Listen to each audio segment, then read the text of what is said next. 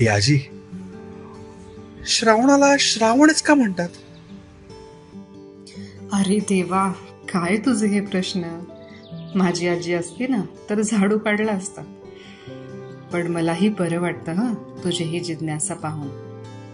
तर ऐक, श्रावण हे नाव बऱ्याच गोष्टींमुळे पडले आहे. असे म्हटले जाते की श्रावण हा शब्द श्रवण पासून आला आहे.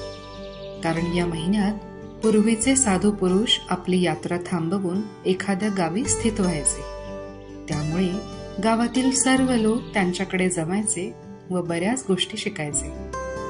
जसं तू ऐकतो ना सध्या ऑनलाईन तसं. दुसरं कारण म्हणजे या महिन्याबद्दल श्रवण करण्यासारखं बरंच काही आहे. आणि आमचे आजोबा तर सांगायचे की हे नाव नक्षत्रावरून पडले आहे. नाही कळालं? बघ, आपल्या महिन्यांची नावे आकाशातील नक्षत्रावरून ठेवली जातात.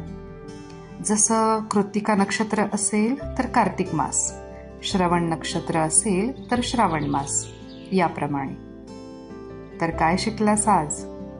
नावे ठेवण्यात पुढे असणाऱ्या आजकालच्या जगात नावाचे महात्म्य समजणे गरजेचे झाले आहे. आता आपलं वारणा बघ की.